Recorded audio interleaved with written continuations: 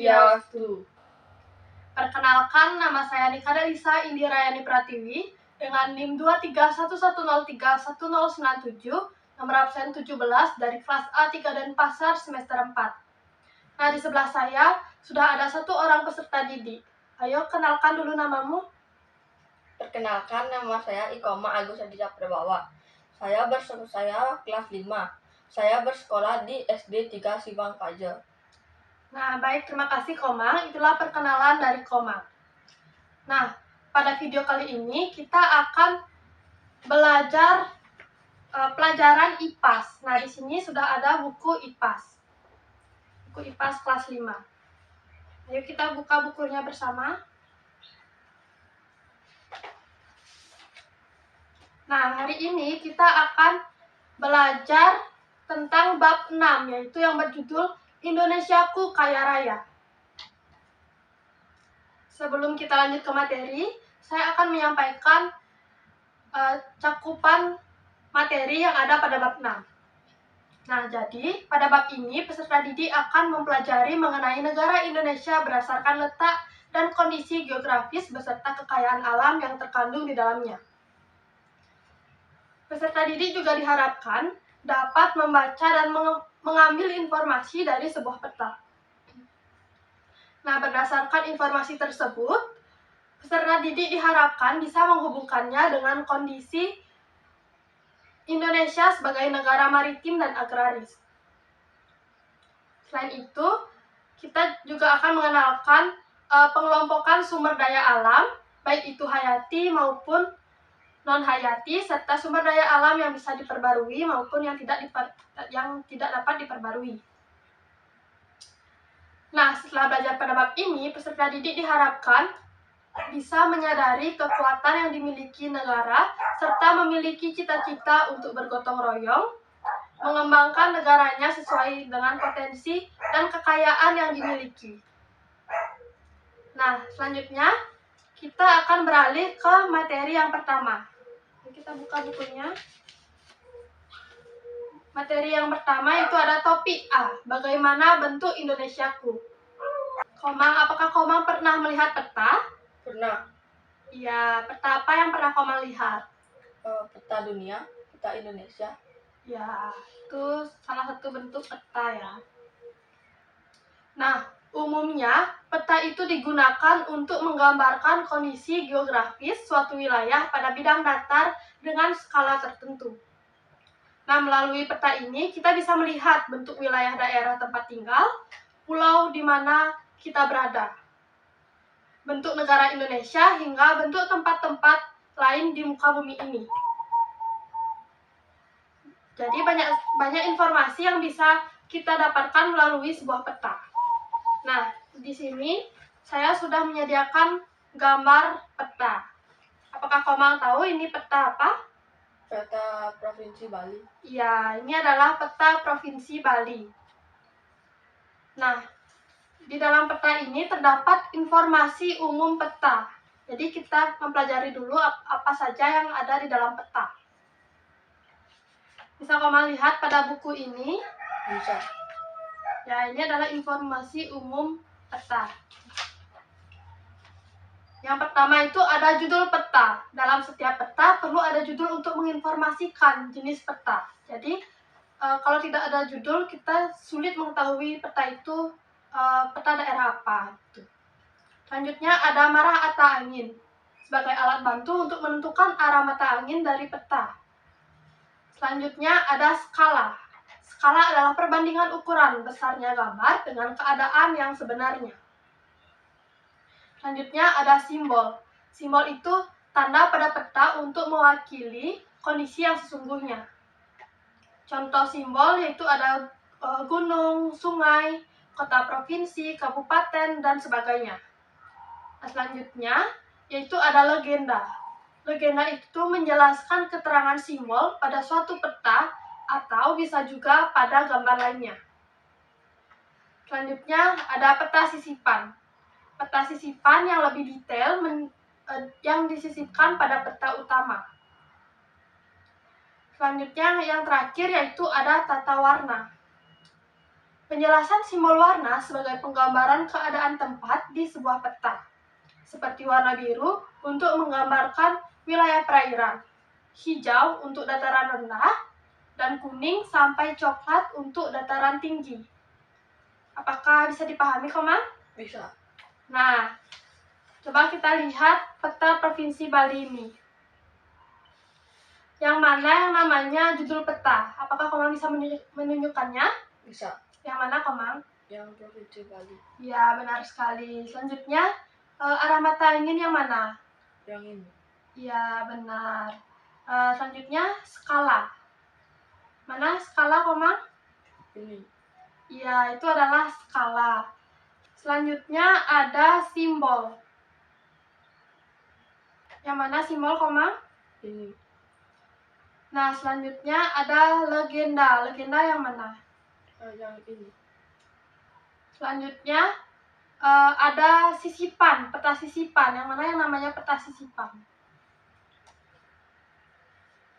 Ya, itu adalah peta sisipan.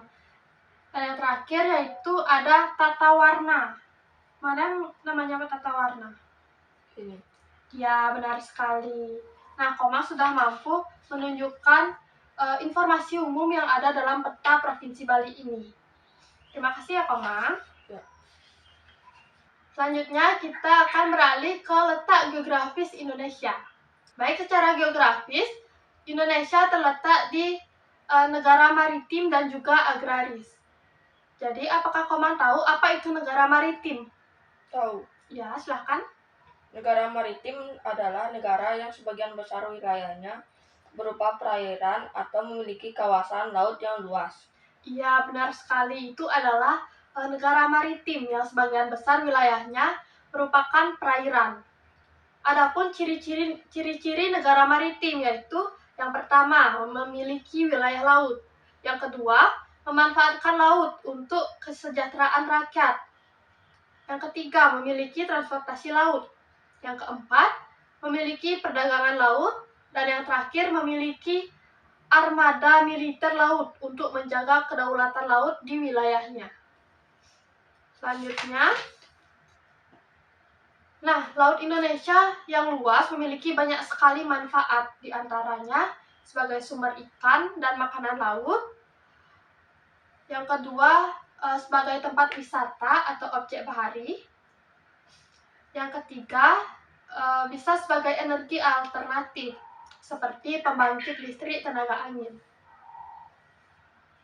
Selanjutnya, adapun sebagai penghubung antar pulau. Selanjutnya, sebagai sumber lepas pantai seperti minyak bumi dan gas bumi, dan juga banyak manfaat lainnya. Nah, selanjutnya setelah mengenai negara maritim, kita akan beralih mengenai negara agraris. Jadi, apakah Komang tahu apa itu negara agraris? Tahu. Silahkan dijelaskan, Komang. Negara agraris adalah negara yang sebagian besar rakyatnya bermata pencaharian dengan bercocok tanam. Ya, itu dia penjelasan mengenai negara agraris, benar sekali. Jadi, dengan wilayah daratan yang luas, penduduk di negara agraris dapat mengolah tanah untuk dimanfaatkan menjadi lahan-lahan pertanian dan perkebunan. Selanjutnya, hasil bercocok tanam ini dapat dijadikan usaha untuk memenuhi kebutuhan hidup mereka sehari-hari. Adapun ciri-ciri negara agraris diantaranya, yang pertama, memiliki wilayah daratan yang luas sehingga bisa dimanfaatkan sebagai lahan pertanian. Yang kedua, memiliki sawah, ladang, dan kebun yang luas. Yang ketiga, masyarakatnya memenuhi kebutuhan hidupnya dan berkegiatan ekonomi dari hasil pertanian tersebut. Dan yang terakhir, umumnya negara agraris juga berkaitan dengan bidang peternakan, karena pakan ternak yang baik juga dapat dibuat dari hasil pertanian. Nah, itu dia, kita sudah belajar mengenai negara maritim dan juga negara agraris. Nah, selanjutnya, setelah kita mempelajari topik A, kita akan beralih ke topik B, yaitu Indonesiaku Kaya Hayatinya. Nah, Indonesia merupakan negara yang terkenal dengan keanekaragaman hayatinya.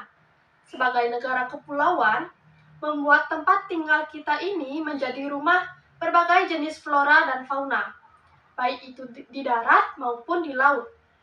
Selain itu, Indonesia juga memiliki beraneka ragam suku. Keanekaragaman hayati menerangkan tentang berbagai macam kehidupan, bisa keanekaragaman genetik atau sifat, jenis atau spesies, dan juga ekosistem. Nah, ayo kita pelajari bersama mengenai yang pertama ada keanekaragaman hayati. Nah, macam-macam makhluk hidup yang kita temukan merupakan keanekaragaman jenis. Makhluk hidup ini juga bisa hidup di lingkungan yang bermacam-macam. Nah, perbedaan-perbedaan tersebut dapat terjadi karena dalam setiap makhluk hidup terdapat gen atau pembawa sifat. Gen inilah yang mempengaruhi sifat-sifat manusia, termasuk sifat fisik seperti yang sudah kita sebutkan tadi. Oke, itu saja mengenai keanekaragaman hayati. Apakah bisa dipahami, Komang? Bisa. Baik, terima kasih. Nah, selanjutnya kita akan belajar mengenai keanekaragaman flora dan fauna yang ada di Indonesia. Nah, keanekaragaman flora dan fauna di Indonesia bisa dibagi menjadi 3 wilayah, yaitu ada wilayah Indonesia Barat, Tengah, dan juga Timur. Wilayah Tengah disebut juga dengan wilayah peralihan yang memiliki ciri khas tersendiri. Wilayah Timur memiliki kemiripan dengan flora dan fauna di Australia. Adapun di wilayah Barat memiliki kemiripan dengan flora dan fauna di Asia. Nah, di sini saya juga sudah menyediakan persebaran flora dan fauna di Indonesia. Bisa Komang lihat? Ini flora dan fauna yang ada di bagian Indonesia Timur. Yang ini Indonesia Tengah dan ini Indonesia Barat. Yang pertama itu ada flora dan fauna di bagian barat. Sini sudah terlihat banyak sekali flora dan fauna yang ada di daerah barat. Seperti contohnya flora ada bunga rafflesia. Selanjutnya ada fauna, ada badak, gajah, dan lain sebagainya. Selanjutnya di Indonesia bagian tengah. Bagian tengah ini juga terlihat beberapa flora dan fauna. Bisa kamu lihat? Bisa. Nah, di bagian timur juga ada beberapa flora dan fauna. Ini dia gambarnya. Bisa kita lihat lagi nanti. Nah, setelah kita mempelajari tentang keanekaragaman flora dan fauna di Indonesia, kita akan melanjutkan materi mengenai pemanfaatan sumber daya alam. Jadi tentunya masyarakat itu cenderung memanfaatkan bahan-bahan yang ada di sekitarnya untuk memenuhi kebutuhan sehari-hari mereka. Oleh karena itu, setiap wilayah Indonesia memiliki banyak sekali keanekaragaman, membuat banyak sekali pemanfaatan secara tradisional yang kita miliki. Beberapa pemanfaatan sumber daya alam, yaitu yang pertama, ada sebagai sumber bahan pangan. Kita memiliki banyak bumbu seperti lada, jahe, bawang, lengkuas, kunyit, serai, aneka cabai, dan masih banyak lagi. Bumbu ini membuat olahan masakan Nusantara menjadi beragam dan juga lezat. Yang kedua itu bisa sebagai obat-obatan.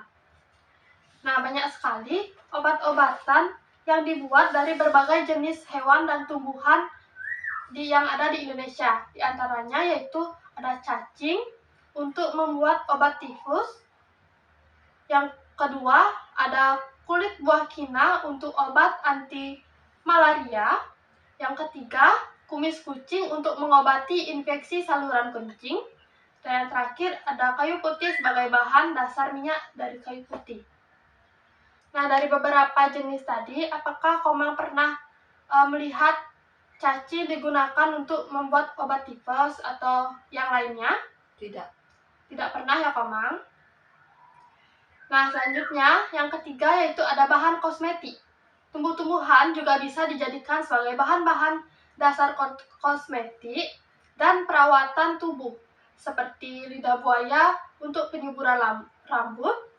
Serai bisa diolah menjadi lotion atau minyak untuk mengusir nyamuk.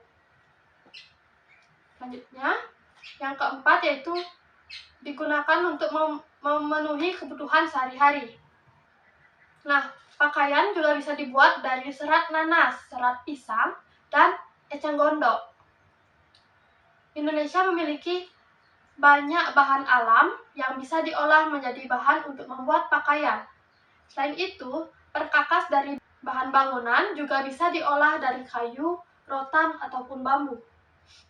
Dengan mencari tahu pemanfaatan keanekaragaman hayati oleh penduduk setempat dapat membuka gerbang baru untuk ilmu pengetahuan dan teknologi, serta aktivitas ekonomi seperti perindustrian, perdagangan, pertanian, perkebunan, dan juga peternakan.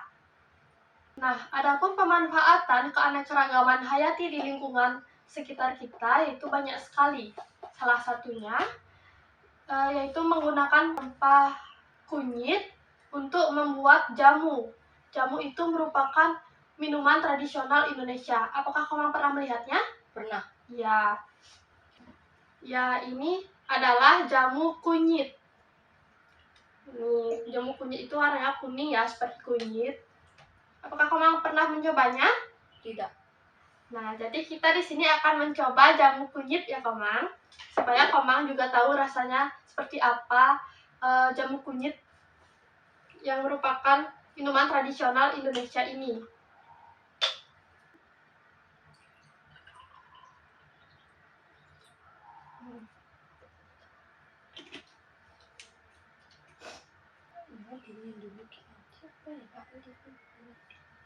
Nah, ini dia jamu kunyit, yaitu minuman tradisional dari Indonesia. Katanya sih memiliki banyak sekali manfaat, gitu. Seperti antioksidan dan lain sebagainya.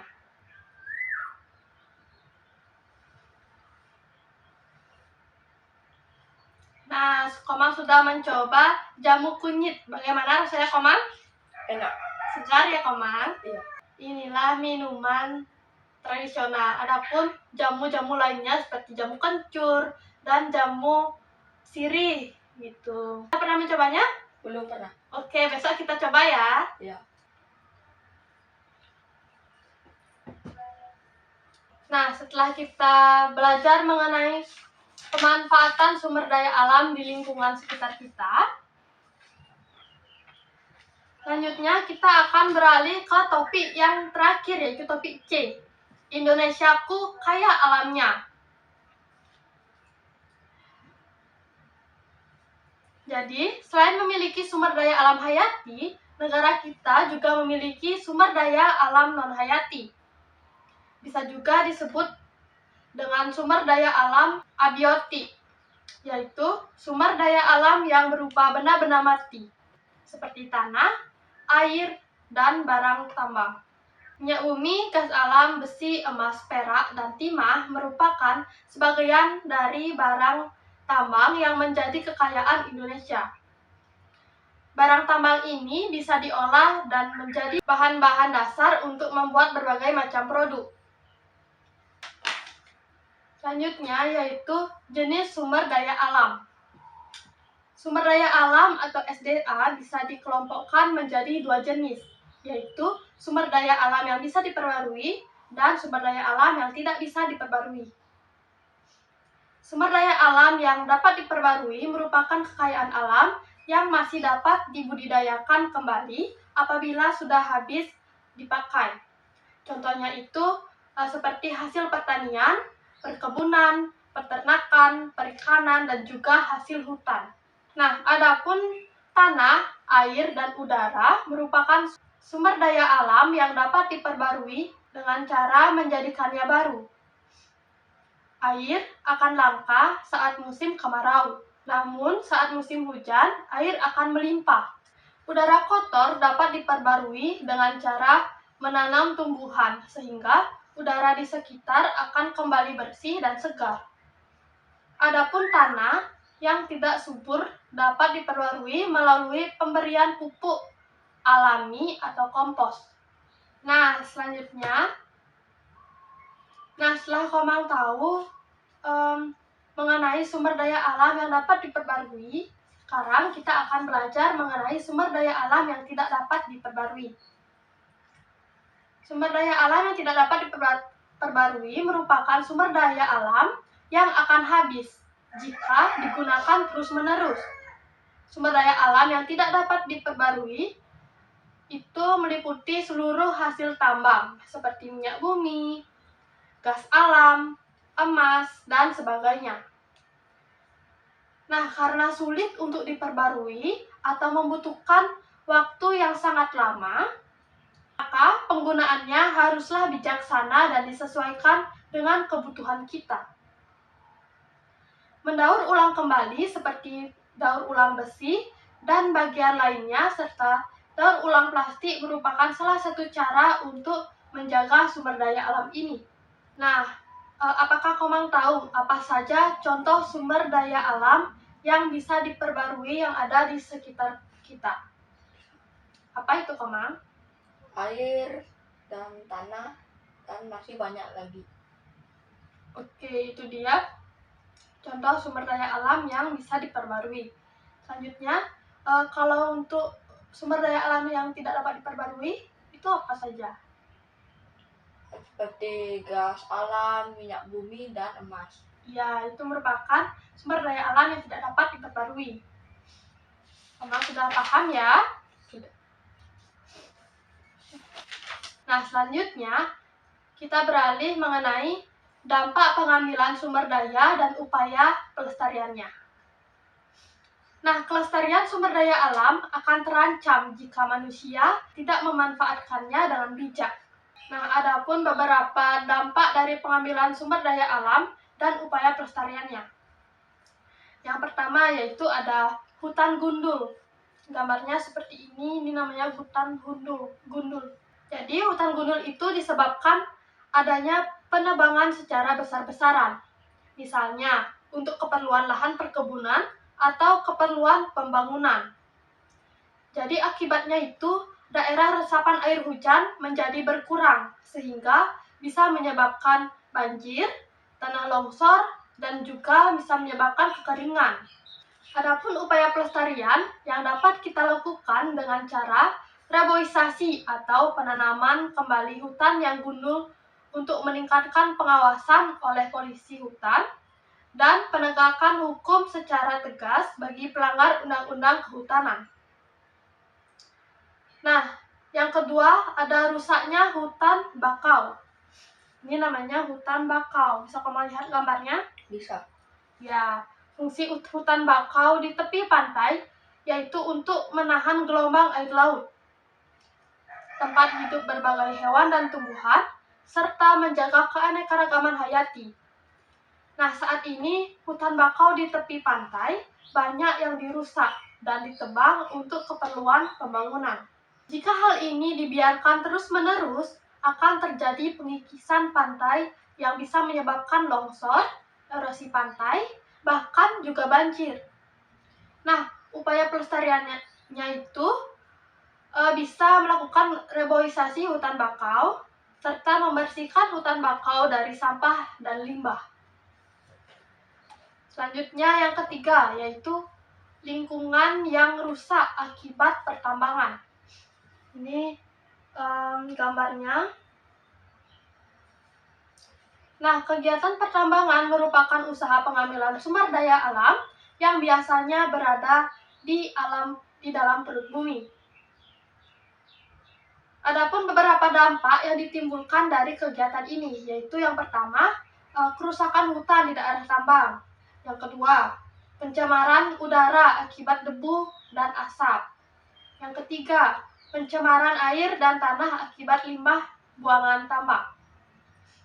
Jadi, untuk pelestariannya itu kita bisa melakukan pengolahan limbah tambang dengan baik dan perbaikan lingkungan setelah kegiatan pertambangan selesai. Jadi kita harus melakukan pelestarian agar lingkungan kita tidak rusak. Gitu. Yang keempat, ada terancamnya populasi jenis hewan dan tumbuhan.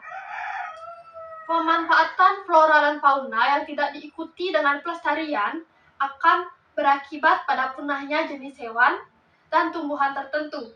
Misalnya, ikan hiu banyak diburu untuk dimanfaatkan siripnya sebagai bahan makanan yang bernilai tinggi. Yang kedua, orangutan yang merupakan hewan asli Indonesia. Saat ini, orangutan itu terancam punah. Hutan tempat mereka tinggal itu berkurang karena banyak dijadikan sebagai lahan perkebunan atau karena terjadi kebakaran hutan. Dan yang ketiga itu tanaman cendana hampir punah karena dimanfaatkan terus-menerus. Namun pelestariannya tidak mudah sehingga jumlahnya juga semakin berkurang.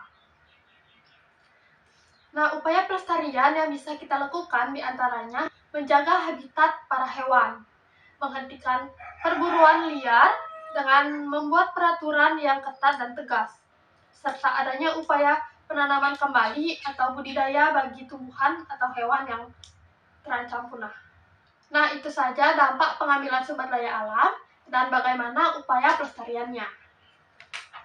Nah, dikarenakan materi kita pada bab 6 ini sudah selesai, saya meminta Komang untuk menjawab beberapa pertanyaan yang sudah saya buat di website WordWall seperti ini.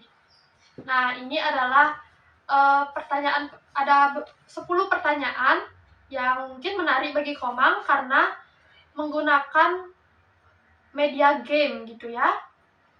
Jadi, ayo kita mulai Komang. Nah, di sini terdapat nomor soal 1 sampai 10. Komang bisa mengacaknya. Bebas Komang mau nomor 1 dulu atau nomor 9 dulu, boleh. Yang penting Komang bisa menjawab nomor 1 sampai 10 gitu ya. Boleh diacak. Silakan Komang yang mencetnya sendiri. Ya.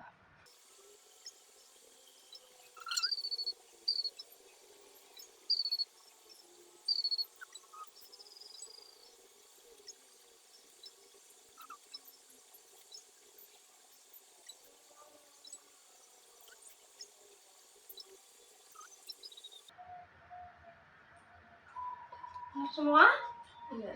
Ya, Komang sudah bisa menjawab 10 soal dengan benar. Hebat sekali, Komang. Nah, jadi Komang sudah mampu memahami materi kita hari ini. Dan Komang juga sudah mampu menjawab soal dengan benar. Hebat sekali. Nah, di sini juga ada peta konsep yang bisa Komang jawab untuk memahami seberapa jauh pemahaman Komang. Selain 10 soal ini ya, yang ini berbeda. Baik, bisa dijawab Komang? Bisa. Oke, silakan dijawab.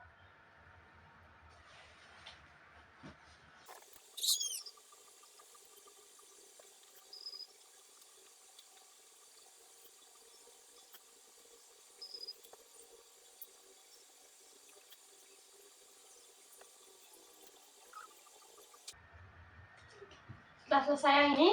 Nah, selanjutnya ada yang ini lagi, Komang. Aktivitas ekonomi. Negara maritim itu apa saja aktivitas ekonominya, bagaimana potensi kekayaannya, dan bagaimana kondisi geografisnya. Silakan. Bisa Komang pahami? Bisa. Iya, silakan.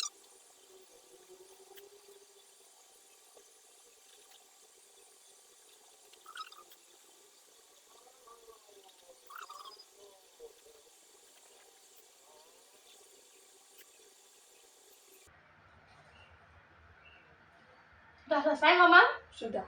Ya, pintar.